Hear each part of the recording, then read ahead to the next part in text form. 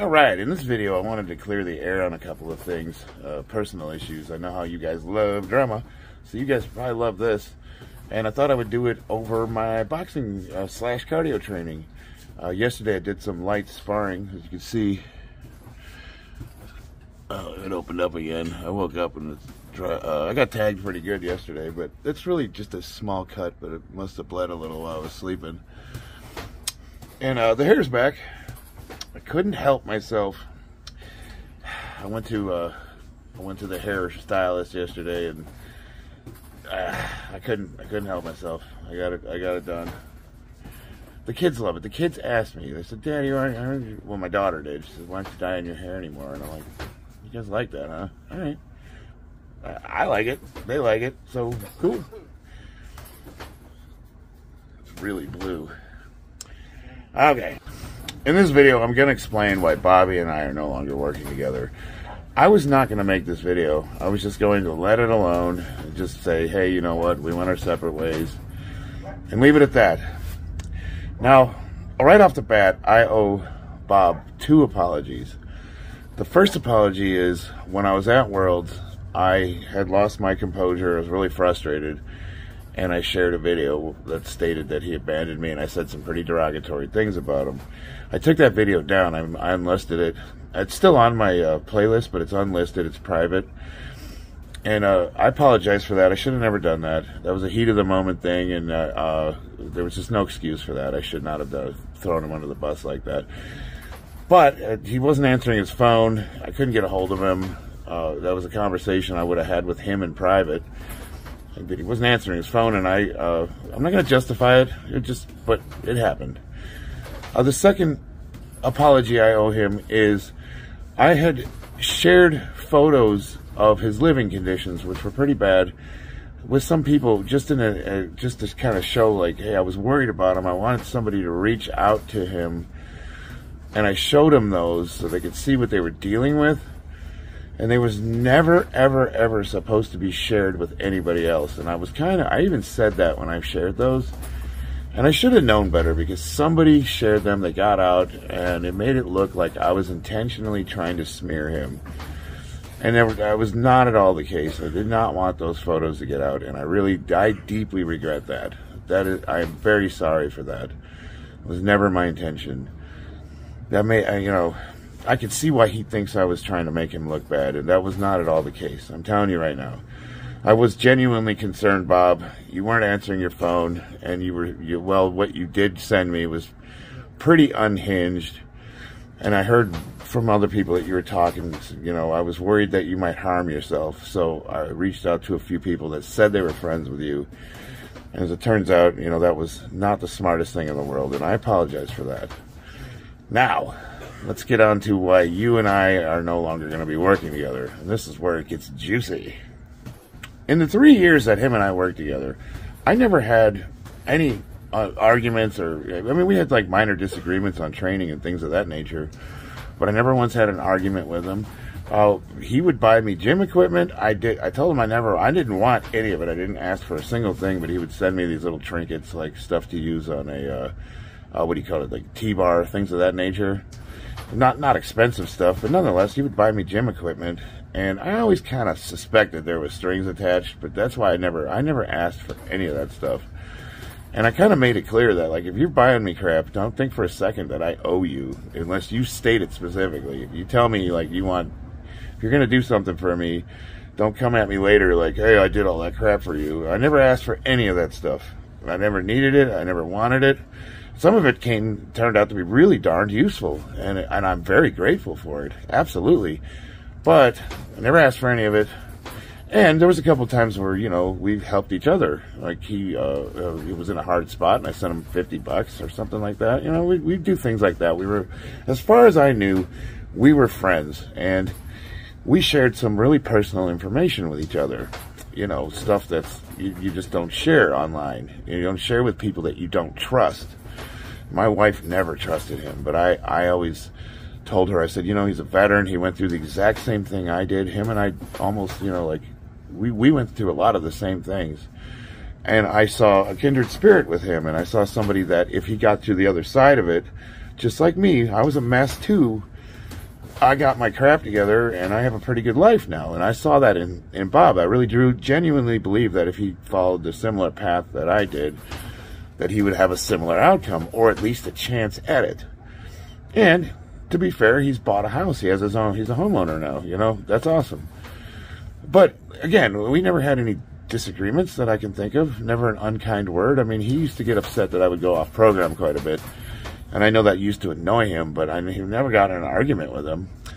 On the day of the meet, when I was upset with him and I wanted him to be accountable, admit that he blew me off and left me on the altar, all I wanted was accountability.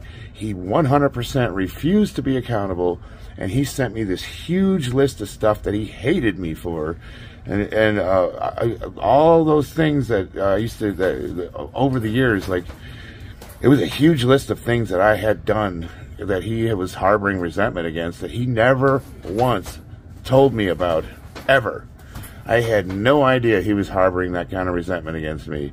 He had a hatred for me. This list, if you could, I would post it, but that would be smearing his name more, frankly. He tried to insinuate that on the night of the meet, mind you, the night before competition, I wanted to go out clubbing, finding women and whatever, booze, hookers, blow. I was fasted. I was doing a water fast. The only thing I wanted to do was weigh in and eat. And then that night I was trying to sleep. Like, I wanted to go to bed. And he blew me off for dinner, and he was saying we shouldn't go out tonight. And I'm like thinking, like, I could have went to bed 3 hours ago, dude.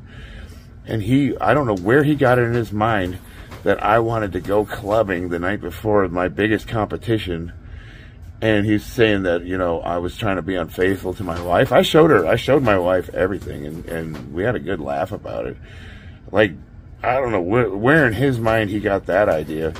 He had told somebody that was the point where he lost respect for me and he was going to fight me. He said this to some people, that he was going to fight me in his apartment and he was going to use a secret ninja move. Like, these are his words. They show me the message. He was going to use some sort of secret CIA ninja move against me to take me out that I wouldn't be prepared for. And I'm like, I was there the whole time, and I don't recall even having, like, a mild disagreement with you. Like, we weren't even angry. You were talking about Arthur Jones and reading me the history of, you know, high intensity, and I sat there and listened to you, and you were playing video games and smoking a lot of weed. And I'm like, I don't recall at any point us even having unkind words to each other, let alone you were there ready to take me out because you were defending my wife's honor. Like, what planet are you on, bro? Because I just don't recall that situation unless I was getting a contact high from all the weed you were smoking. That's possible. When I finally got my money situated, the first thing I did was get a hotel room. Like, I couldn't wait to get out of that place. It was a dump. I couldn't do it. And at the hotel, there was this clerk, and she was a girl, younger woman, kind of attractive, I would say. And Bob was chatting her up, and he had told people that I was getting annoyed because I was trying to pick up on this girl, and you know, him talking to her was like cut. You know, like you could tell that I was getting annoyed, dude. I was getting annoyed because you were babbling like a friggin' idiot, and I was embarrassed to be seen next to you because you looked like a hobo, and you could tell this girl was super uncomfortable. Like, you were holding her hostage. That's what I was uncomfortable about. It wasn't because I was trying to pick up on her. Dude, your self-awareness is just, you're gone, dude. Your brother, you are gone. Like, if you honestly, that's what you think, you know, I'm a married man with kids, and I'm gonna pick up on a girl at a hotel where all the USPA people are staying at and know me. Could you imagine if I went to my hotel room with some random clerk and the spotters from Vista, who are staying literally right next door to me, saw that? You don't think they'd have some questions? You don't think that I would have better discretion? I mean, just like, it's so absurd, the stuff that you're coming up with. And that kind of pissed me off a little bit, but I was going to let that slide. You know, all that stuff, You know, I talked to my wife about it. She knows about all this crap. She knows that that's not what I'm about. And we also kind of knew Bob was in a bad place. He was doing a lot of drugs and whatever. But here's the thing. The reason I'm making this video is because you're just not letting it go. Did you know I found out this entire time, this whole 3 years that you and I have been working together, you've been sharing personal information about me to people that make videos about me, like Max and stuff. I found that out. I've seen the messages and the clips. This guy's been backstabbing me for the last 3 years, and I'm a naive idiot because I just, you know, he's my friend, and I defended him. I'm going to tell you guys right now, I'm going to say it in this video, Bob's not responsible for me at all. I was already a fairly elite lifter when we met, and I was overtraining for sure. And all he did was cut my volume down and kind of change my programming. And I'm not going to credit given where credit's due.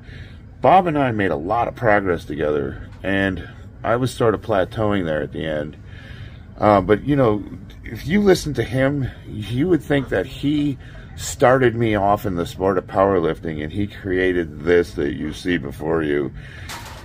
Not even close. All he did was program the numbers for my working sets. That is it.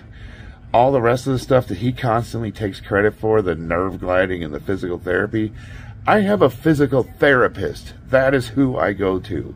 I train with a doctor and a physical therapist. You think I was getting that from Bob? You know, but here's the thing. I let him take credit for it because I didn't see the harm in it. Like, really, what's the big deal? Like, I'm nobody.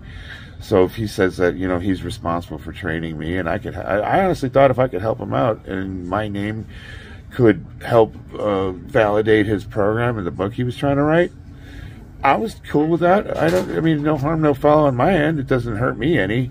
But now I'm kind of seeing that, like, I need to have way, way, way more discretion. I have this history of letting people in my life, trying to help people, and it really just bites me in the ass in the end. And I do nothing but suffer. And then I have to get rid of these people, and it always winds up ugly. You know, if the same thing keeps happening over and over again, you really have to look at yourself as the common denominator. And Bob, that's what I'm going to say to you. One thing you had told me is that everybody you get close to turns into your enemy. Well, if that's true, if everyone you get close to turns into your enemy, is it really them? We just don't understand you? Or is maybe the problem you? I don't know. But, you know, I will end it like this. He's still at it. He tried to send me money. And the message said something like, I'm sending you this money so that I don't owe a piece of shit like you anything. And I never asked him, like, you don't owe me anything. I'm not asking you for a dime. I don't know where you're getting your information from. I don't know if somebody's talking crap, saying that I'm saying things about you behind your back. But I've honestly let it go. Like, this is the first time I'm addressing this issue, and I'm addressing it this time and this time only. You will not hear anything from me about this moving forward. I'm done with it. Now, you guys can believe who you want. Regardless, this is it. I'm finished with it. I tried to leave the door open so that if Bob, you know, did want to kind of like try to repair things, that he could. But now I am firmly closing the door on our relationship. Like, I am not going to tolerate this. I have no reason to tolerate this. He has nothing I want. I want nothing from him. I never really did. The only thing I wanted to see was maybe him get his crap together so that he could have the same chance of success that I have. If by success, I mean a normal life. We're contributing members of society, and we're not wasted 24 hours a day, you know. Hey, I'm a big boy. I've got a family. I've got priorities, and I just don't have time in my life for this nonsense. And I'm just wanted to clear the air because I'm kind of tired of like hearing about some of the things he's saying. Like, you guys, if you guys know me, I am on camera the exact same person in real life. There is zero difference. I am who I am in these videos. Sometimes I do a little act with the dumb meathead thing, you know, but honestly, I mean, that's me too. I talk like that while I'm at work sometimes. You know, like, I'm just me. I'm just a clown. I'm nobody. I work construction. I've got kids, and I train when I get in my garage. What you see is what you get. Anyway, love you guys. Hope this clears the air, and it also explains why I'm looking for new training partners to collaborate with. Moving forward, I think that no matter how good you are, no matter how elite you are, everybody can benefit from having a second set of eyes on their training. So I've always had a coach, I've always had a trainer, I've always had somebody I could bounce ideas off of, and right now that is you guys on YouTube. So hit me up. We got work to do. Love you guys. Hit that subscribe and all that bell nonsense. Do me a favor. Love you.